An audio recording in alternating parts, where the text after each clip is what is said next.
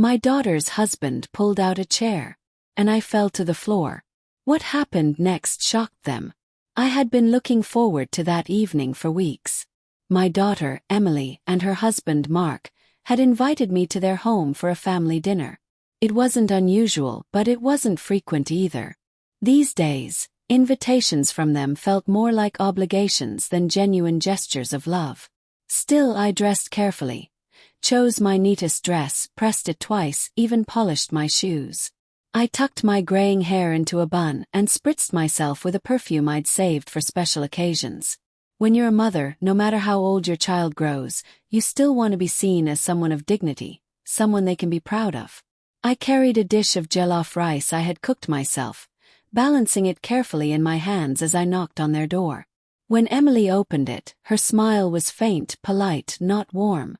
"Hi, Mom," she said. "Come in. Dinner's almost ready." Almost ready, I thought, glancing down at the still warm rice in my hands. She hadn't even asked what I brought. But I swallowed my disappointment and smiled back. "Thank you, dear." The house was full of chatter. Mark's family was there too. His parents, a few cousins. I didn't know most of them well, but I greeted each one respectfully. As I walked in, I noticed how their eyes flicked over me, sizing me up like I didn't quite belong. Dinner was served in the large dining room. The table was shining with cutlery, glasses catching the light. Emily and Mark bustled about, arranging seats. My hands shook a little as I set down my dish, wondering if anyone would even taste it. Mark's voice rang out, "Everyone sit down." Chairs scraped against the floor as people found their places. I stood there awkward, waiting. Mark glanced at me and, with an exaggerated smile, pulled a chair out. "Here you go, Mom," he said, loudly enough for everyone to hear. "This seat is for you." For a second I felt touched. Maybe he was finally showing me some respect. I smiled gratefully and lowered myself toward the chair.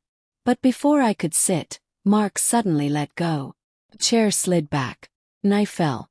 The sound was deafening, the clatter of my body hitting the hard floor, the sharp intake of breath from the guests, the muffled giggles that followed. My knees screamed with pain. My hands trembled as I tried to push myself up, humiliated. "Oh my God!" One of the cousins laughed, covering her mouth. Mark chuckled and bent down slightly. "Careful, Mom. You've got to hold on before you sit, or you'll topple over." Laughter rippled around the table. And Emily, my own daughter, sat there frozen, then gave a nervous laugh to blend in. She didn't rush to help me. She didn't even meet my eyes. My heart shattered in that moment. I managed to stand, brushing dust from my dress. My face burned, hotter than the rice I had carried. My chest heaved with a mixture of pain and rage. I wanted to scream, to demand respect, to remind them who I was. But the words caught in my throat like thorns. Instead, I forced a smile, brittle and broken. "I'm fine," I whispered, though everything inside me was not fine. Mark clapped his hands. "All right, everyone, let's eat." The laughter faded into conversation as if nothing had happened. As if I hadn't just been treated like a prop in their evening entertainment. I sat quietly, finally lowering myself onto the chair Mark had offered. Every bite of food tasted like ashes. My dish of rice sat untouched at the edge of the table. No one passed it around. No one asked for a spoonful. Not even Emily. I looked at my daughter, the girl I had carried on my back to school, the girl whose clothes I had mended with tired hands, the girl I had prayed for every single night.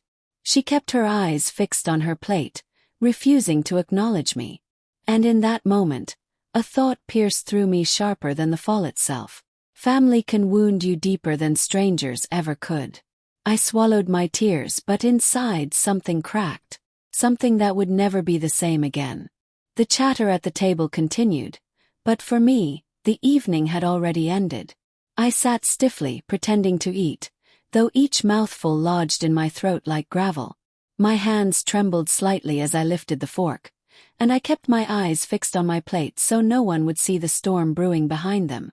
Mark leaned back in his chair, grinning, clearly proud of himself. He said loudly, See, Emily, I told you we need sturdier chairs. Mom almost went flying. The table erupted in polite laughter again. Almost. As though my dignity hadn't already been scattered across the polished floor moments earlier. Emily gave him a weak smile. Yeah. Sturdier chairs. She didn't even glance at me. I looked down at my rice. No one had touched it. My dish sat there like an unwanted guest. Bright red grains glistening with oil and tomato. The smell rich and inviting, but ignored. As if my effort, my care, my contribution were invisible. Invisible. That's what I had become in my own daughter's house. Across the table, one of Mark's cousins whispered something to another, and they giggled.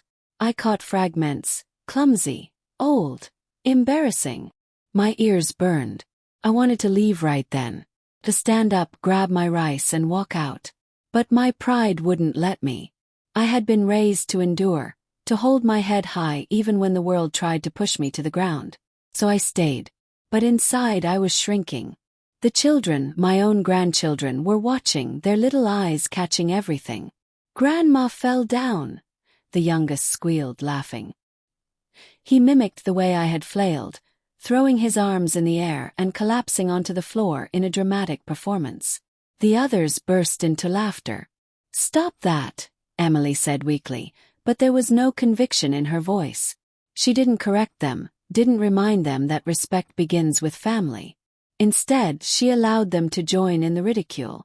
I felt something twist inside me. Those children, my grandchildren, were supposed to see me as their safe place, their gentle guide. And here they were, learning from their father's mockery. The cycle of disrespect was already beginning. I stared at Emily then. My Emily. I remembered the nights I stayed awake sewing her school uniforms by candlelight because I couldn't afford new ones. I remembered carrying her on my back through the rain because the school bus never came to our part of town. I remembered skipping meals so she could have a full plate.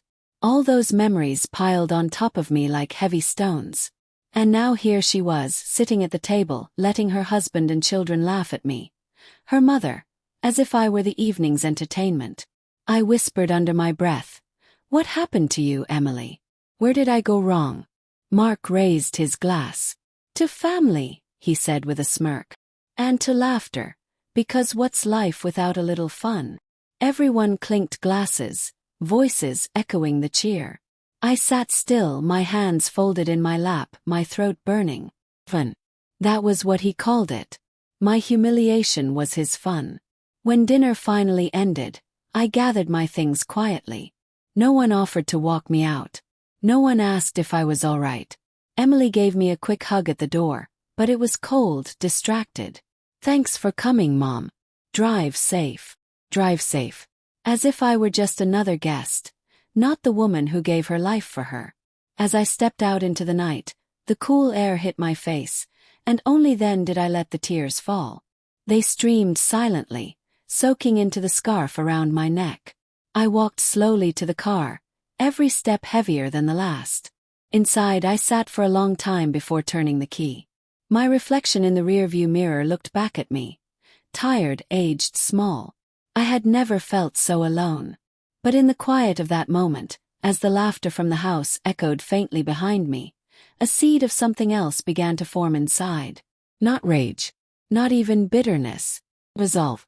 If my daughter and her husband thought I was invisible, they were about to learn just how wrong they were.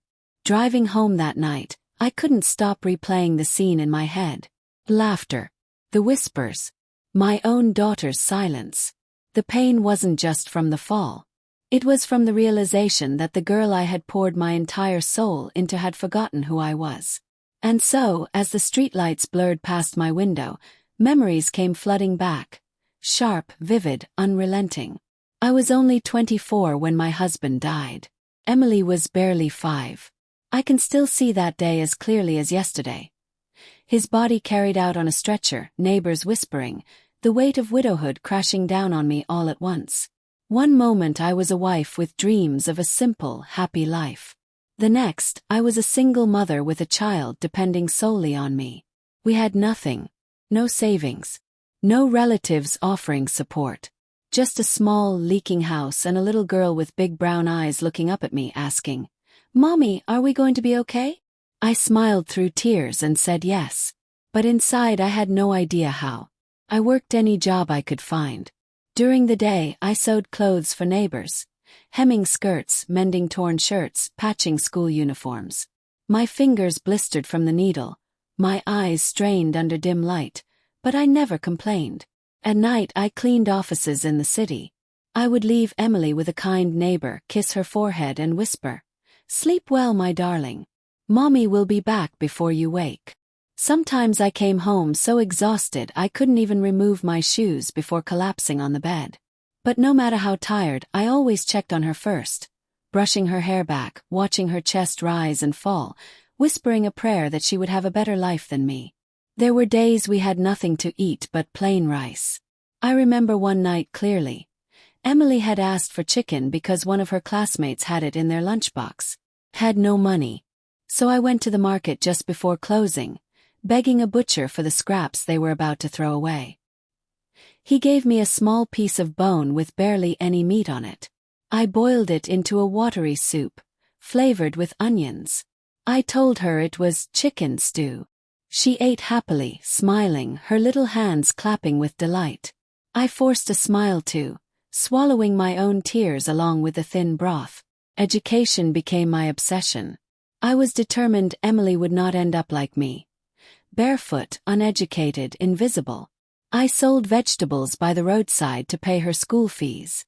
I skipped meals to save for her textbooks.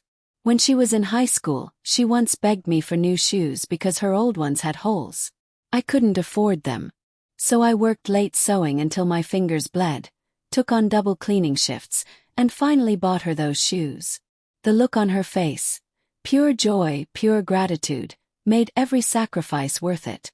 And then came her wedding. She had fallen in love with Mark, a man from a wealthier family. His parents had conditions. They wanted a large ceremony. They wanted a respectable dowry. I sold the only piece of land my husband left me. Land I had dreamed of retiring on. I sold it to fund her dowry and give her a wedding she could be proud of. I stood at the back of that decorated hall, my dress simple, my eyes full of tears. Not because I was sad, but because I was proud. My Emily had risen. She had stepped into a better life. I thought I had done my job as a mother. I thought she would always remember the road I had walked to get her there. But sitting at her dinner table years later, ignored, laughed at, humiliated, I realized she had not remembered at all. She had traded her gratitude for pride, her humility for shame, her respect for silence. And worst of all, she had let her husband's arrogance dictate how even her children saw me. That night, after the memories settled like stones on my chest, I sat on my bed and whispered into the darkness. I gave everything for you, Emily. Everything. If respect is too much to ask in return, then maybe it's time you remember who really built the life you're living. Closed my eyes. And for the first time in years, I wasn't just a tired mother. I was a woman with a decision to make. The morning after the dinner, my body still ached from the fall. My knees throbbed, and every step reminded me of the humiliation I had endured the night before. But the physical pain was nothing compared to the heaviness in my heart. I tried to shake it off, tried to remind myself that family gatherings were stressful, that maybe I was overthinking things. Mothers often forgive too quickly. That was always my weakness. But that evening, something happened that shattered any illusions I still clung to. Emily had invited me to stay the night after dinner since it was late. I hesitated at first but agreed. It would save me the lonely drive home. Her guest room was cold, tucked away in the back of the house. I couldn't sleep. The mattress was stiff, the silence heavy. Around midnight, thirsty, I stepped quietly into the hallway to find some water. That's when I heard voices. Low, hushed but sharp. I paused, standing in the shadow just outside the kitchen. Mark's voice first. Did you see her face when she fell? God, it was priceless. My chest tightened. Emily's voice followed, softer, wavering. Mark, stop, she's my mother. Your mother, he scoffed. She's a walking embarrassment. Every time she comes here, she makes us look poor, backward. Did you see how she brought that pot of rice like it was some royal feast? Nobody touched it. People were laughing at her. I pressed a hand to my mouth to keep from crying out. Emily said nothing for a moment. And then with a sigh, I know, but she means well. Means well. Mark snapped. Emily, listen to me. If she keeps coming around, people will think we're like her. Old-fashioned, needy, clumsy. You want that. You want your friends to whisper about your mother the way they do already. There was a long pause. And then his words cut deeper than any knife. She doesn't belong here. We should think about putting her in a nursing home. Somewhere she won't embarrass us anymore. I felt the air leave my lungs. A nursing home. Me, the woman who had given them everything, who had sold her land, her dignity, her health to make sure Emily had a future, cast aside like a burden. My hands shook so violently I had to clutch the wall to steady myself. And yet I forced myself to listen. Emily's voice was low, trembling. Do you really think that's necessary? Of course it is, Mark pressed. We can't keep entertaining her here. She's ruining our image. Look at what happened tonight. Next time she might fall again or say something silly, and the whole family will laugh at us. I'm telling you it's time. Emily whispered something I couldn't catch, but I didn't need to hear more. The damage was done. I crept back to the guest room and shut the door silently, my heart pounding in my ears. I sat on the edge of the bed, staring at the wall. They wanted to get rid of me. Not gently, not lovingly, but out of shame. Because in their eyes, I was nothing but an old, clumsy, embarrassing shadow. Tears slid down my cheeks, but these weren't the hot, humiliated tears I shed in the car the night before. No, these were cold, steady, and hard. Because with each drop, a part of me hardened too. I thought of the years I had carried Emily through storms, of the hunger I had endured so she could eat, of the land I had sold to give her a beautiful wedding. And now, this was how they repaid me. By laughing, by mocking, by plotting to throw me away. I clasped my hands together, kneeling by the bed. For the first time in years, I prayed not with desperation, but with fire. God, I whispered, you gave me strength when I was a widow. You gave me courage to raise my child alone. Give me now the wisdom to reclaim my dignity. Do not let me be shamed in vain. Show them who I am. When I rose, I was no longer trembling. I was calm, steady, unyielding. If they thought I would crumble quietly into the shadows of a nursing home, they were wrong. They had mistaken my silence for weakness. But they were about to learn that silence can be the sharpest weapon of all. The morning after I overheard their cruel whispers, I left Emily's house without a word. She kissed my cheek at the door, pretending nothing had happened, pretending she hadn't sat in silence while her husband talked of locking me away like an old piece of furniture. I didn't confront her. Not yet. Instead, I smiled faintly, nodded, and walked to my car. But inside, I was already watching, already taking note. In the weeks that followed, the small cuts kept coming. At first, they might have looked harmless to an outsider. Little things easy to dismiss. But to me, each one was another reminder that I no longer held a place of honor in my daughter's home. One Saturday, I called Emily just to hear her voice. She answered, distracted. Mom, I'm busy. Can we talk later? Of course, dear, I said. But later never came. Days passed, and not once did she return the call. Another time, I arrived at her house unannounced, carrying a basket of fresh fruit from the market. I thought the children might like mangoes, sweet and golden. Mark opened the door, his smile thin. Oh, it's you, he said flatly. Emily's not here. I stood there holding the basket, unsure what to say.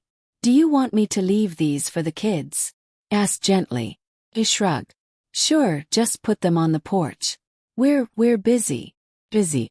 As though I were a salesman, not a mother. When I left, I saw through the window that he had set the basket aside without even glancing at it. Even the children joined in. One afternoon, during a family barbecue, my youngest grandson tugged at my dress and giggled.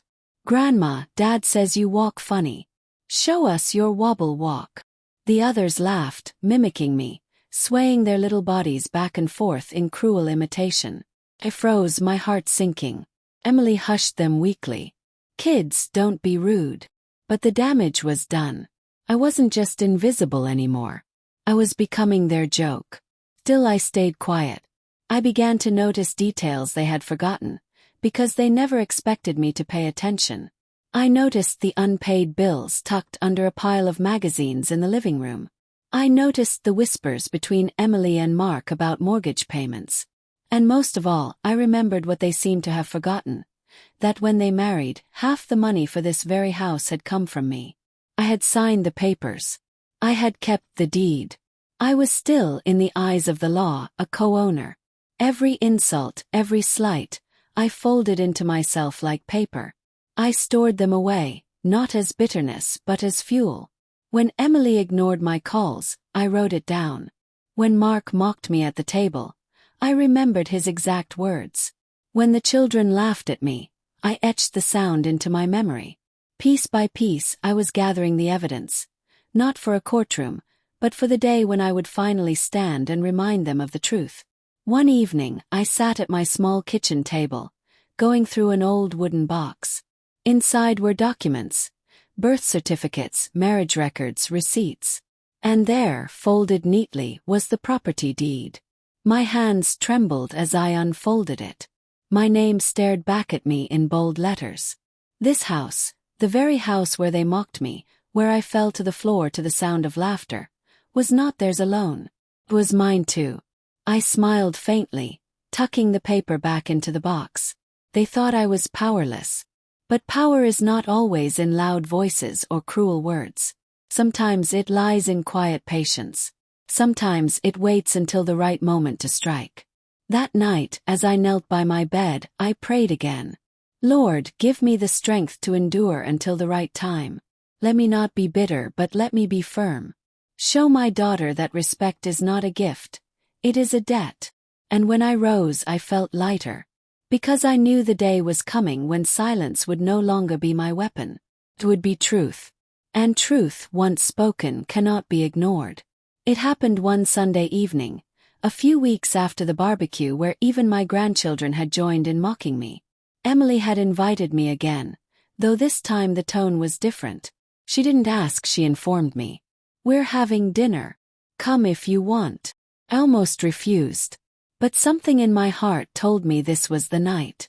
When I arrived, the air in their house felt tense.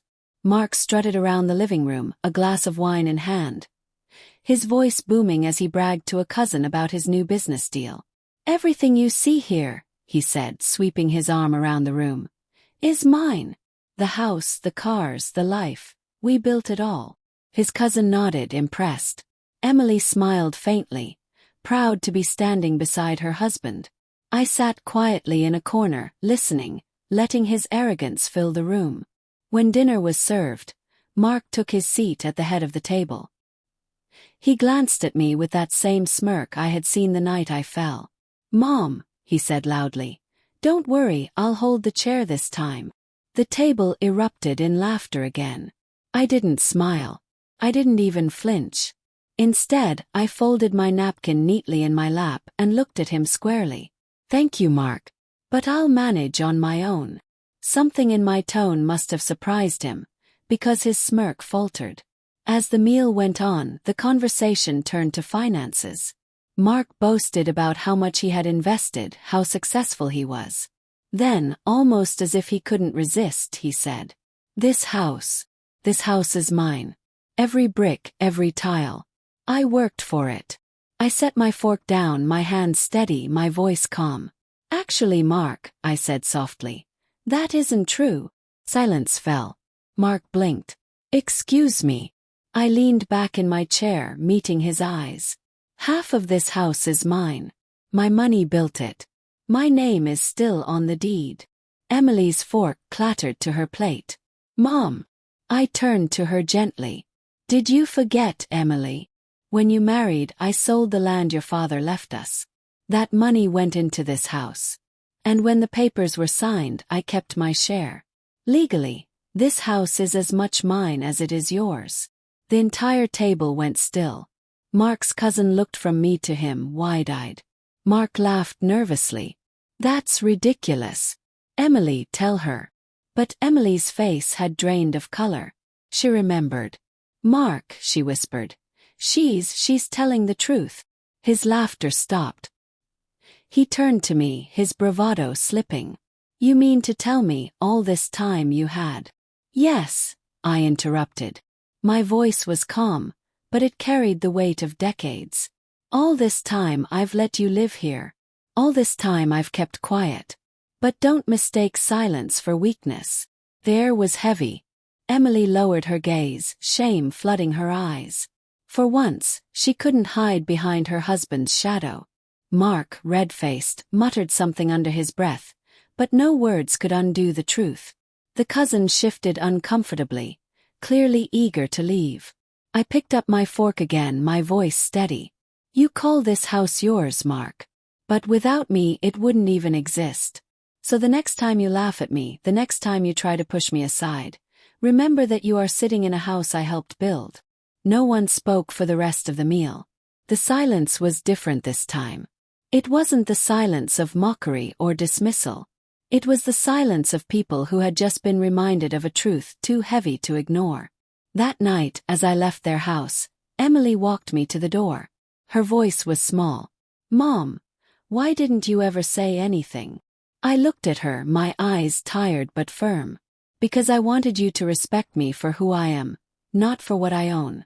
But since you've forgotten, let this be your reminder. She bit her lip, tears welling, but no apology came. Not yet. I stepped into the night, my back straight, my steps steady. For the first time in a long time I didn't feel invisible. Felt seen. And I knew. This was only the beginning. It didn't take long for the next opportunity to arrive. 2 weeks later, Emily and Mark hosted a larger gathering at their home. Extended family, neighbors, even some business partners. The house buzzed with chatter. The dining room glittered with lights. It was the kind of evening Mark thrived on, showing off his wealth, strutting like a rooster in his own yard. I almost didn't go. My pride told me to stay away. But something deeper, something stronger, told me this was the moment I had been waiting for. I pressed my dress, polished my shoes again, and carried myself with the dignity they thought I no longer had. When I entered, Mark's smirk returned instantly. Well, if it isn't our honored guest, he said loudly, making sure everyone turned to look. Careful, everyone.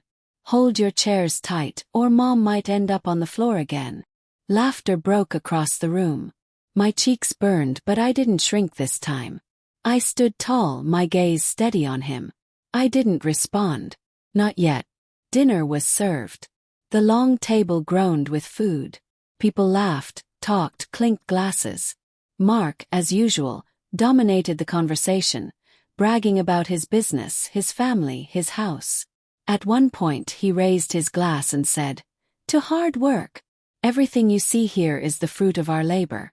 This house, this family, it's all mine." Cheers erupted. That was when I rose from my chair. "Excuse me," I said softly, but my voice carried. The room went silent. Dozens of eyes turned to me. I folded my hands in front of me, my back straight. "Mark," I said, my voice calm, "you are mistaken. This house is not yours alone. Half of it belongs to me." Gasps filled the room. Mark laughed nervously. "Here we go again. Don't mind her, everyone. She's just confused." But I didn't waver. "I am not confused," I said louder now. "I sold the only land my late husband left me to help my daughter buy this house. My name is still on the deed. Without me, none of this would exist." The silence that followed was heavy. Mark's face flushed crimson. "You're lying," he spat. "Tell them, Emily. Tell them she's—" But Emily's eyes were already brimming with tears. She stared at me, then at the guests, her lips trembling. "She's telling the truth," she whispered. The room erupted in murmurs. Neighbors leaned toward each other, whispering. Mark's cousins shifted uncomfortably. His business partners frowned. clearly rethinking everything they had believed about his success. I didn't stop there. For years, I continued, my voice breaking but steady. I raised my daughter alone. I worked day and night so she could go to school, so she could eat, so she could live a better life than me. When she wanted to marry Mark, I sold my land, my future, to give them a dowry and this home.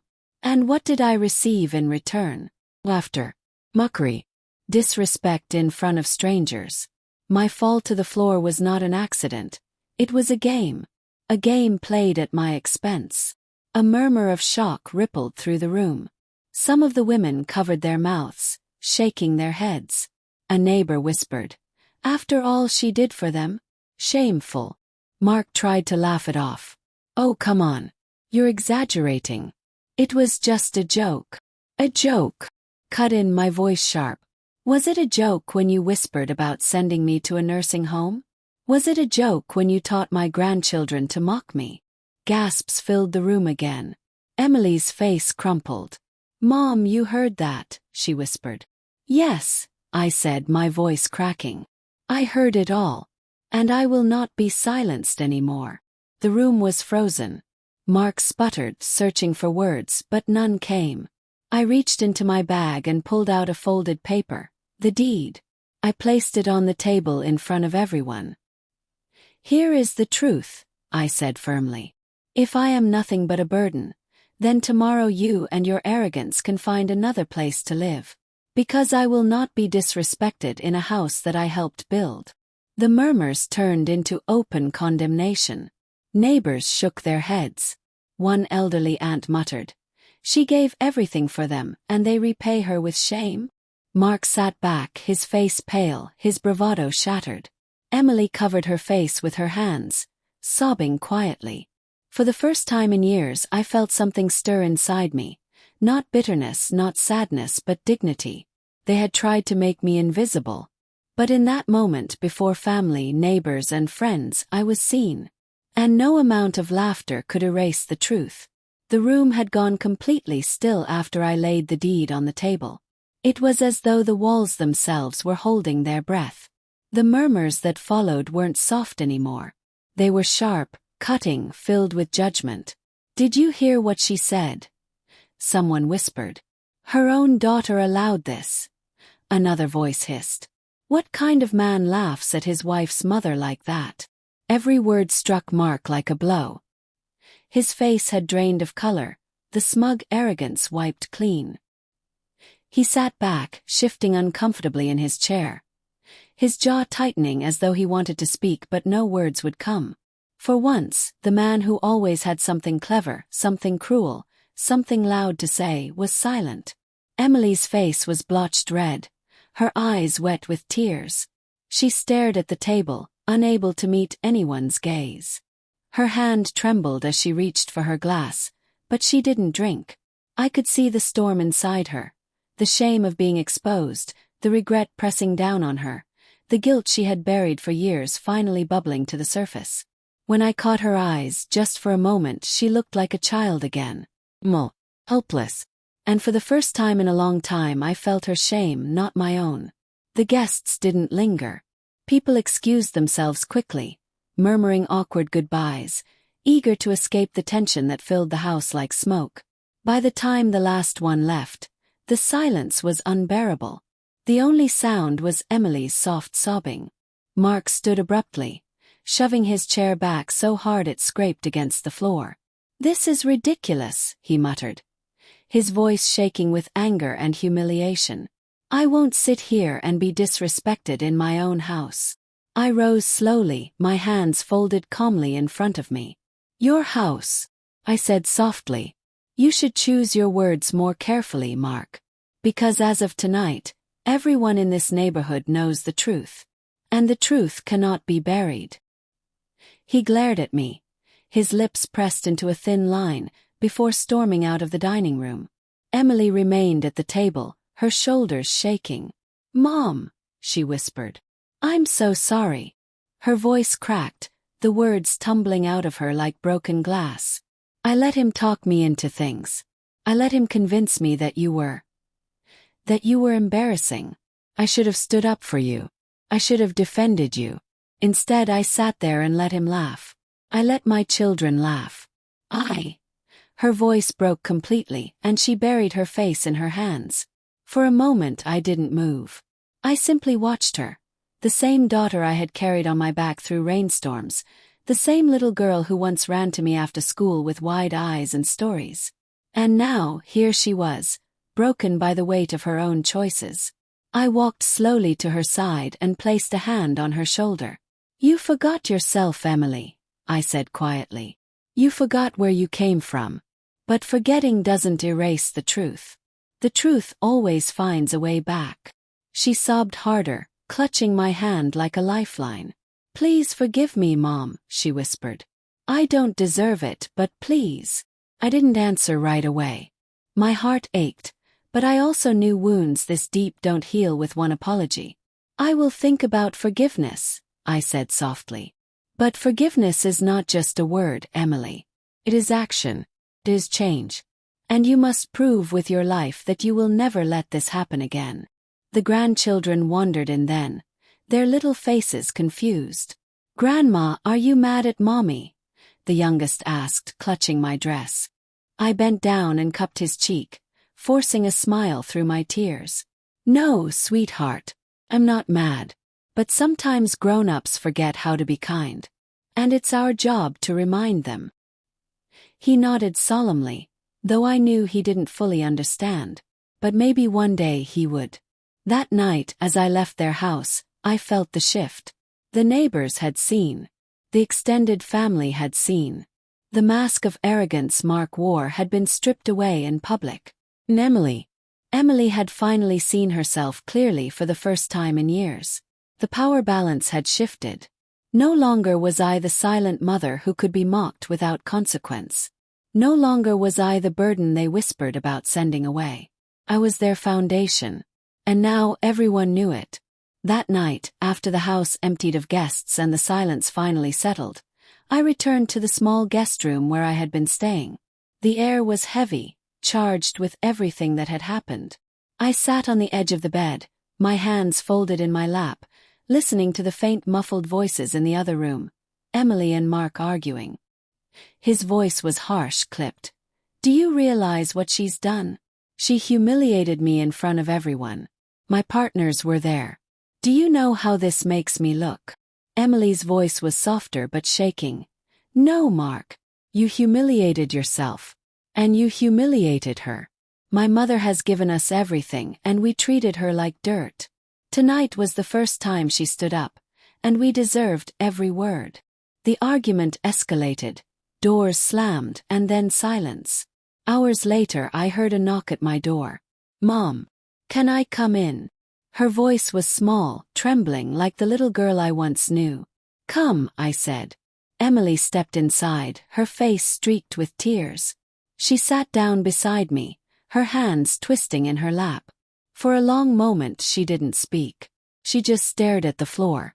Finally she whispered, "I don't know when I changed.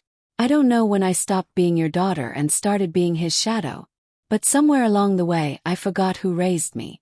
I forgot the nights you stayed awake for me. The food you went without. The land you sold." Her voice broke and she covered her face. "I am so ashamed, Mom. I let you fall in front of everyone and I laughed. I let my children mock you. I sat in silence while my husband talked about putting you away like you were nothing. I will never forgive myself for that." Tears welled in my own eyes, but I stayed quiet, letting her speak. She reached for my hands, clutching them tightly. "Please forgive me. Please. I don't want to lose you. I don't want my children to grow up thinking disrespect is normal. I need to do better. I will do better." I looked at her, really looked at her. For the first time in years, I saw the little girl I had carried through storms. The child who used to cling to me when thunder shook the skies. The young woman who once cried in my arms on the night before her wedding, terrified of leaving me behind. She was still in there, beneath the pride, beneath the years of influence from a man who never understood sacrifice. And my heart softened, though it did not fully heal. "Emily," I said softly, "love without respect is empty. A mother does not ask for riches, for luxury, for reward. She asks for respect. That is the foundation of everything. If you want my forgiveness, show it with your actions. Show it in how you speak, how you raise your children, how you stand by me even when others laugh. Her tears spilled faster, but she nodded. I promise, Mom. I will. The door creaked then, and little footsteps padded into the room. My eldest granddaughter peeked in, her eyes wide. Grandma, she whispered. I smiled faintly. Yes, sweetheart. She hesitated, then rushed to my side, wrapping her little arms around me. I'm sorry we laughed. Daddy said it was funny, so we thought. But it wasn't funny. I love you. My chest tightened. I stroked her hair gently. I know, darling. Sometimes grown-ups teach the wrong lessons. But what matters is that you learn the right ones in time. Behind her, the other two children crept in, guilty looks on their faces. Soon I had all three clinging to me, their warmth pressing against my sides, their small voices whispering apologies. Tears slipped silently down my cheeks. In that moment, I realized something important. While Mark's pride had poisoned my daughter's heart for a time, it wasn't too late for the next generation. Mark never came to my door that night. I heard his footsteps pacing the hallway, the occasional slam of a cupboard. His silence spoke louder than words. He was furious, humiliated, perhaps even vengeful. But he had no ground left to stand on. The neighbors knew. His business partners knew. His children had seen. And most importantly, Emily now saw the truth clearly. I lay in bed that night with a quiet sense of peace. Not full forgiveness, not yet. But a small crack in the wall that years of neglect had built. Maybe, just maybe, it wasn't too late to heal.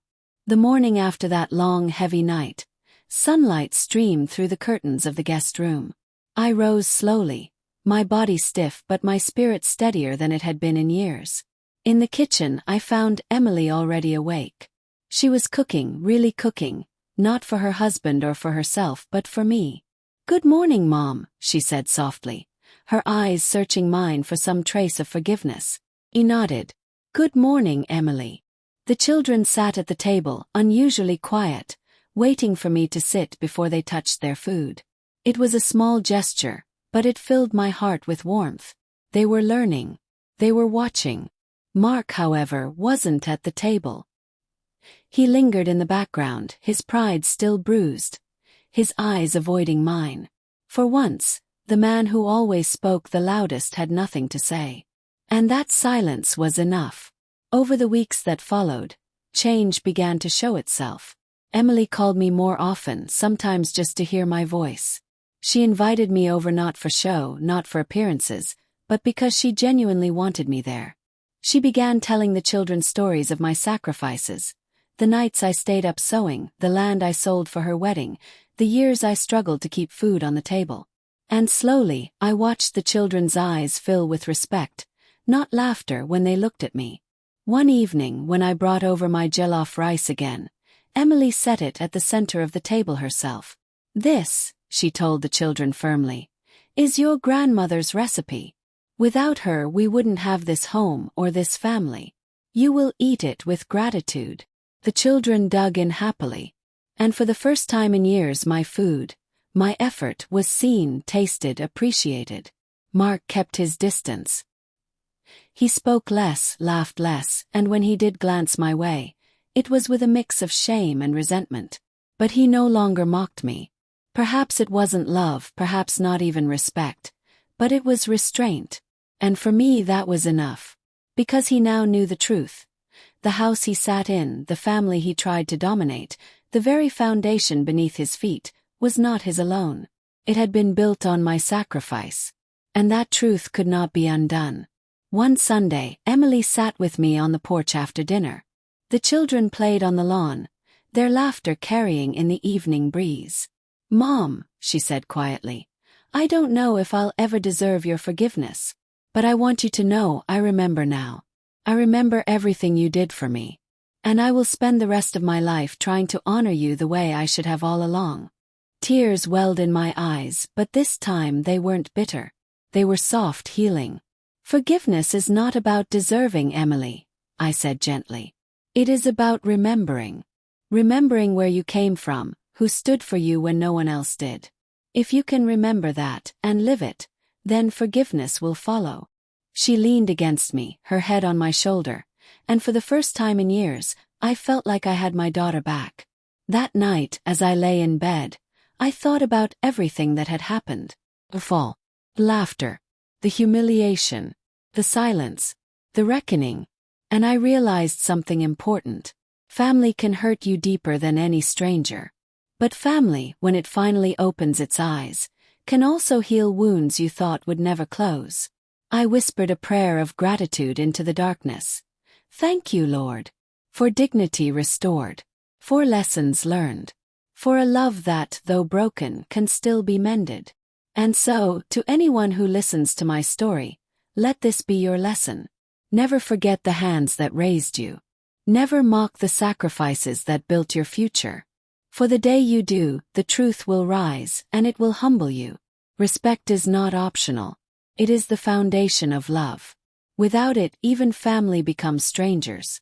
Thank you for watching this story to the very end. Remember, respect is the foundation of love. Don't forget to like, share, and subscribe for more stories that touch the heart.